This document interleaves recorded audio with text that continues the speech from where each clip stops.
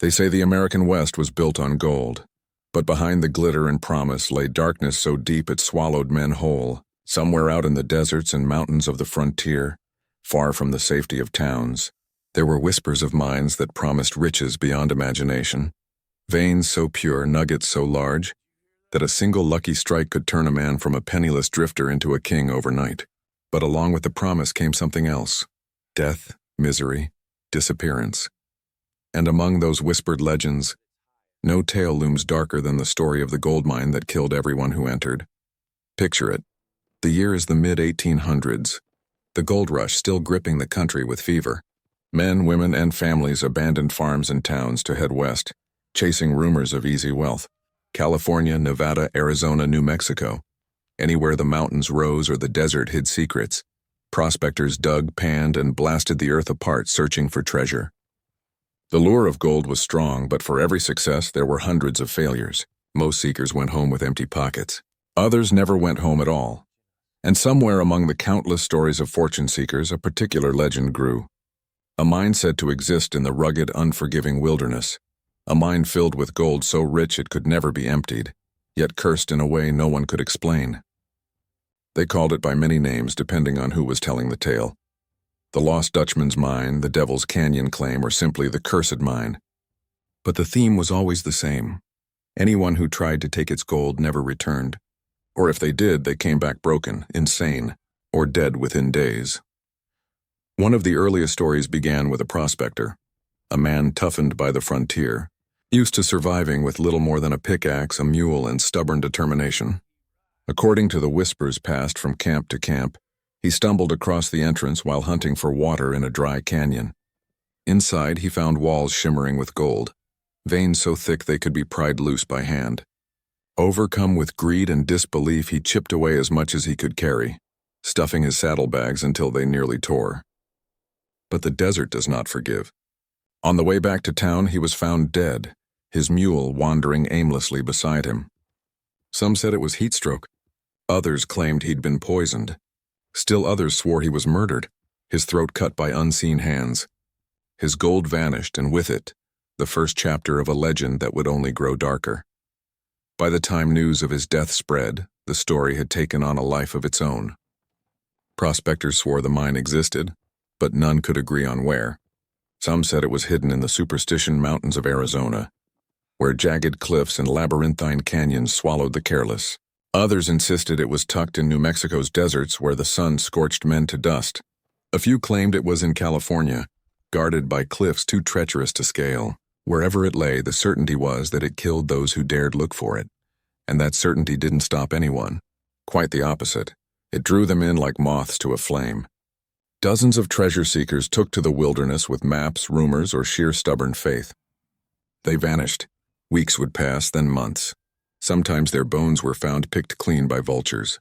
Other times nothing at all, as if the desert swallowed them whole. But one story stands out among the countless tales. A pair of prospectors, partners who had spent years together working claims, finally stumbled across a canyon that matched the whispers. There, tucked between two sheer cliffs, they claimed to have found the legendary mine. The gold was real, they said. More than real, it was staggering. They loaded their pouches and made plans to return with wagons. But when they reached town, one of the partners turned up dead in his bedroll, his face twisted in agony. The other disappeared without a trace. Their discovery was never confirmed, but their story fueled a frenzy. Soon the wilderness was crawling with men desperate to find the mine, and one by one those men never came back. The locals began to whisper that the mine was cursed. Some said it was guarded by spirits. Apache warriors who had once buried their dead there, angry at the desecration. Others claimed the devil himself had laid the gold as bait, a trap for the greedy. A few insisted rival prospectors murdered anyone who got too close, their secret jealously guarded with blood. No matter the theory, the pattern remained. Those who went in didn't come out alive. The cursed mine became more than a story. It became an obsession. Men lost their savings chasing false leads. Families were left behind as fathers and sons vanished into the desert. Lawmen and scouts warned against it, but their words were drowned out by the fever. Even newspapers got involved, printing maps drawn by dying prospectors, each promising to be the key to the treasure. Each map led more men to their deaths, and still the legend grew. Some swore they had seen the gold with their own eyes. Others claimed the mine shifted locations, disappearing and reappearing like a mirage. There were even stories of strange lights flickering in the mountains at night, as if someone, or something, was watching over the cursed claim. By the late 1800s, the cursed mine was infamous. Entire search parties vanished. Treasure hunters left journals filled with ramblings, sketches, and half-finished maps, only for those journals to be found clutched in skeletal hands. The deeper the mystery became, the more it pulled people in. The mine was no longer just a promise of gold. It was a test of courage, madness, or fate.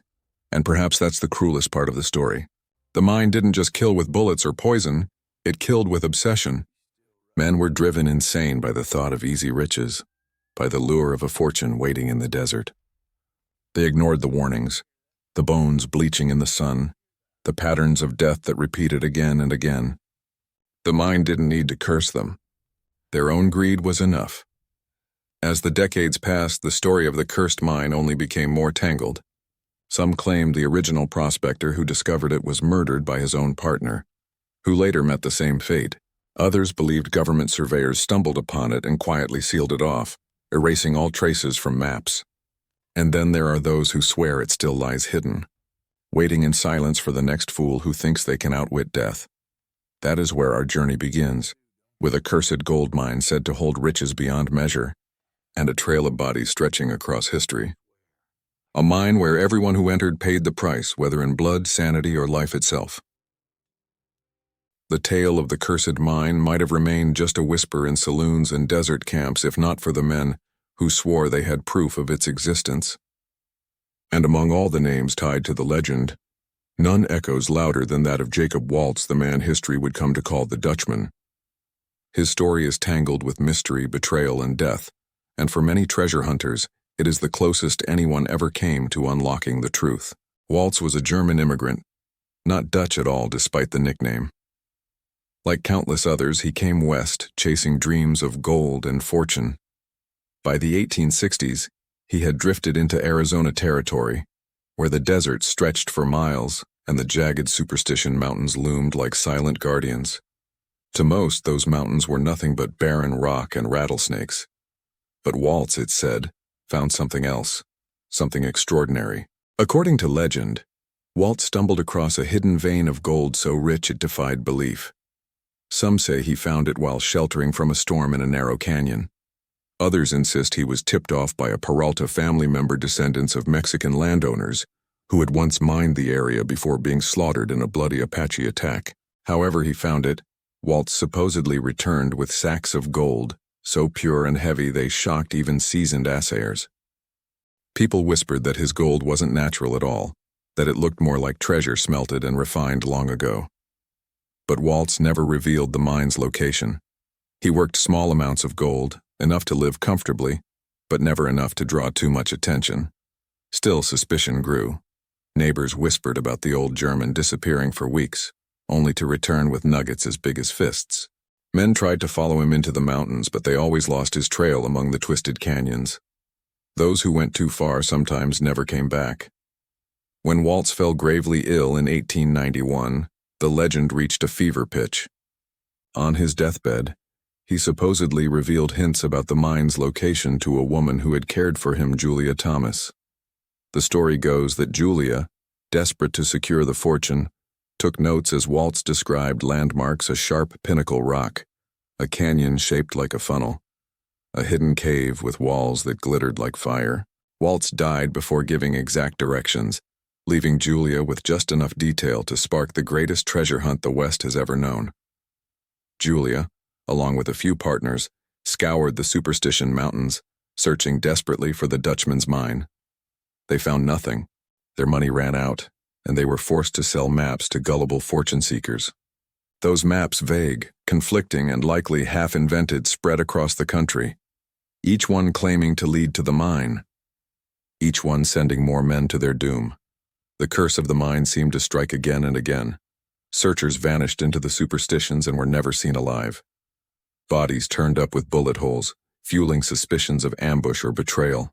Others were found dehydrated, their canteens empty, their mouths filled with sand. And still the search went on. By the early 1900s, the mine had become a national obsession. Treasure hunters poured into Arizona, lured by the promise of easy riches. Newspapers printed stories of men claiming to have found traces of the mine, a cave sealed with rocks, a half-buried tunnel, a vein of quartz streaked with gold. Each story ended the same, with disappearance, death, or disappointment. One of the strangest cases involved a man named Adolph Ruth. In 1931, Ruth, an aging prospector with more ambition than strength, set out into the Superstitions with a crude map he believed showed the location of the mine. He never returned. Months later, his skull was found with a bullet hole through it. The rest of his body was discovered miles away. His map was gone. Authorities blamed the desert heat, claiming he had fallen victim to sunstroke. Others were certain he had been murdered for his secret. Ruth's death only deepened the mine's reputation as cursed, a place that lured men in with gold and spit them out as corpses. And it wasn't just Ruth.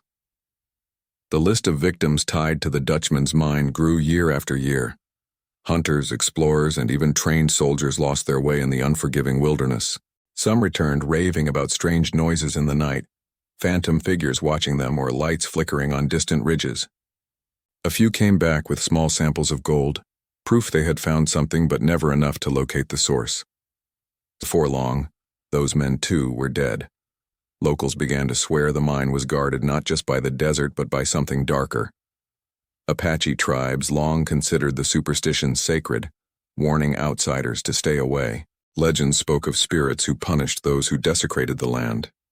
Some claimed the mine was built atop an ancient burial site.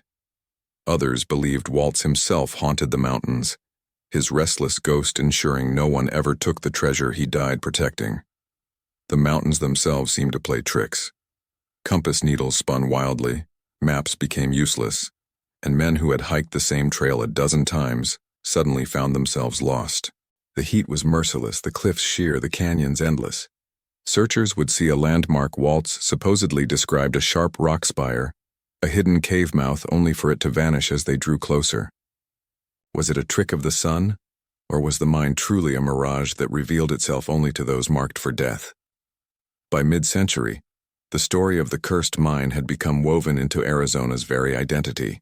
The Superstition Mountains were no longer just desert cliffs, they were a graveyard of greed. Each decade brought new adventurers armed with better gear, dynamite, compasses, even aircraft surveys, and each decade claimed more lives. Even experienced outdoorsmen underestimated the sheer brutality of the terrain. For every small nugget pried loose, the desert demanded blood in return. What made the story endure wasn't just the gold, though. It was the silence. The mine was never confirmed, never photographed, never mapped. For all the deaths, all the hunts, no one had ever been able to prove it existed beyond doubt. Yet the bones in the desert seemed to prove something was out there, something worth dying for. The legend of the cursed mine grew until it was no longer about treasure at all. It became a story about human obsession, the way gold fever could drive even rational men into madness. Prospectors abandoned families, lost fortunes, and wasted years chasing rumors. They ignored the warnings, the patterns of death, and the endless string of failed attempts. And each time someone vanished, it only made the mine seem more real. The gold mine that killed everyone who entered had claimed countless souls by then.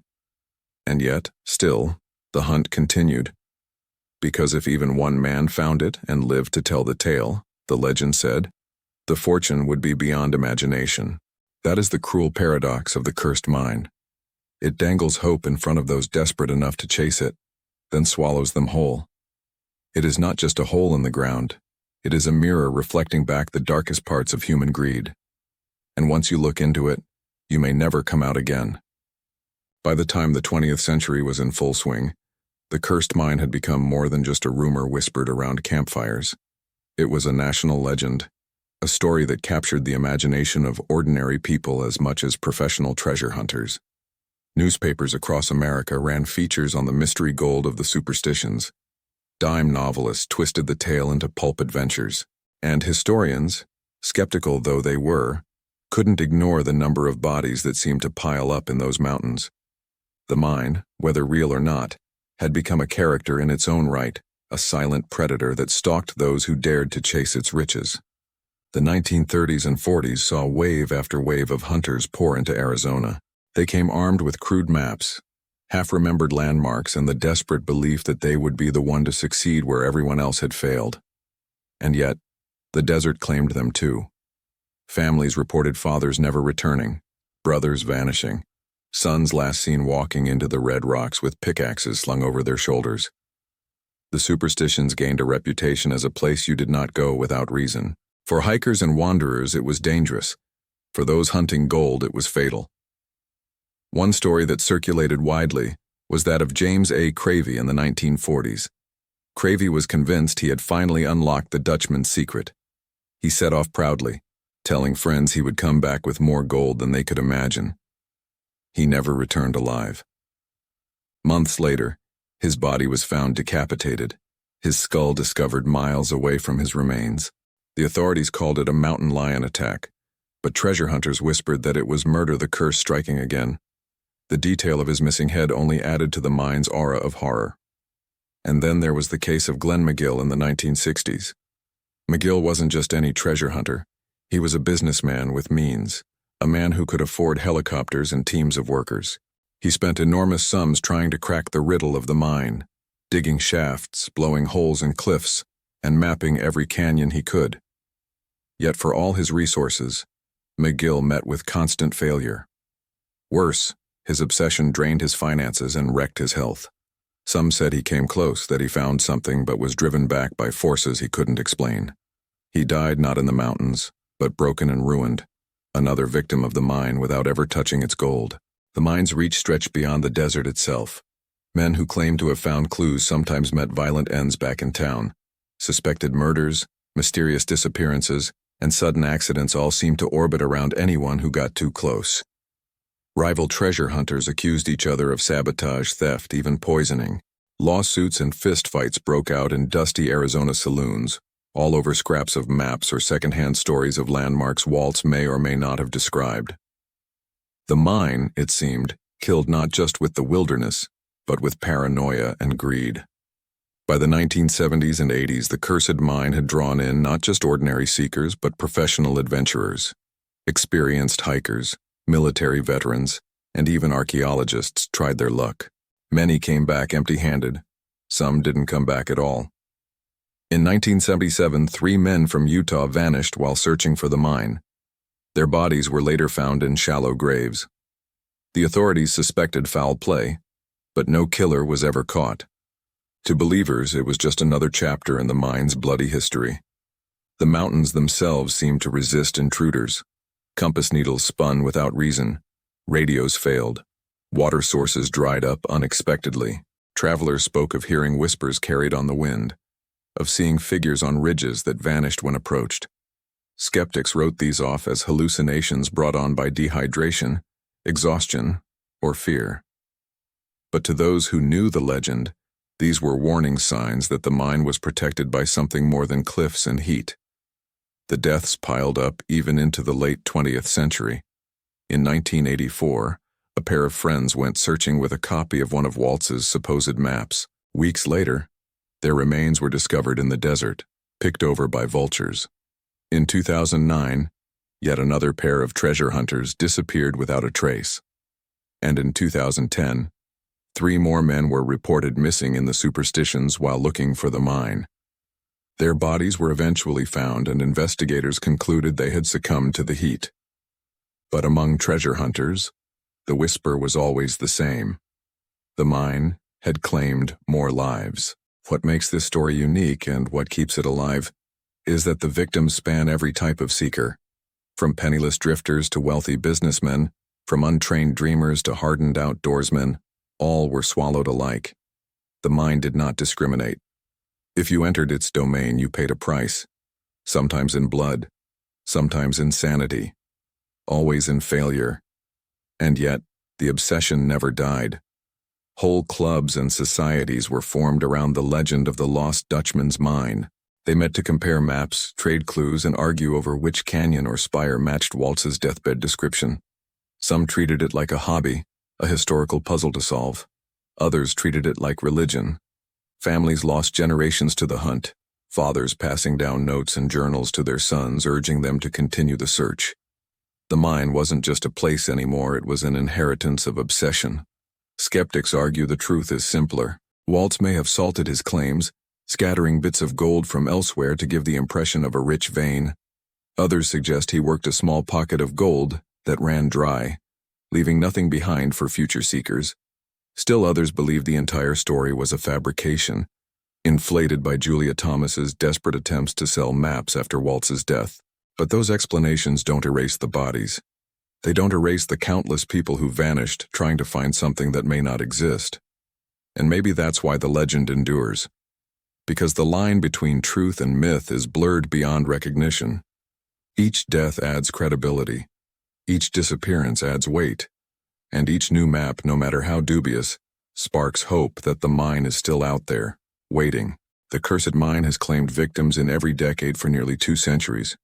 No amount of modern technology, GPS, drones, even satellite imagery has solved it. If anything, the danger seems sharper now, because the desert remains as merciless as ever, and the greed of treasure seekers burns just as bright. It is said the mine will reveal itself only to those willing to pay the ultimate price.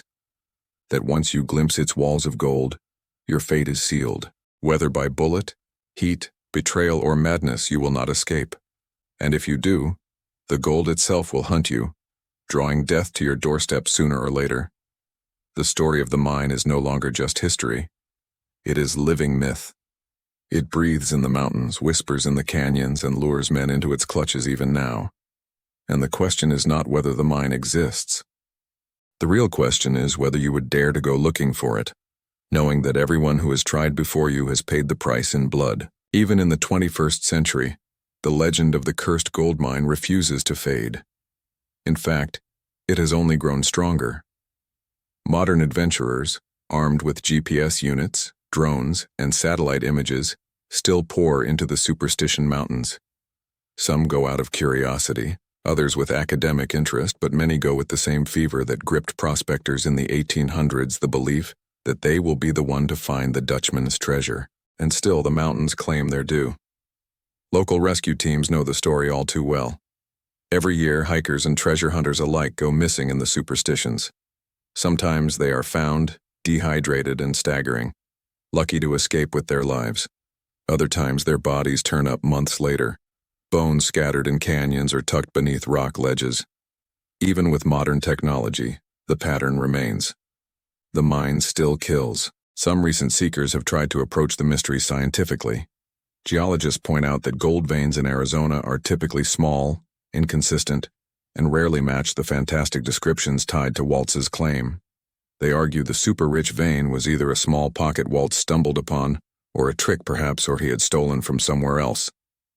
Archaeologists suggest the Peralta family legend is a myth, with no historical evidence of a massacre tied to a hidden gold mine. Skeptics dismiss the whole thing as a story inflated over generations by greed, gullibility, and coincidence. But those explanations do little to cool the fever.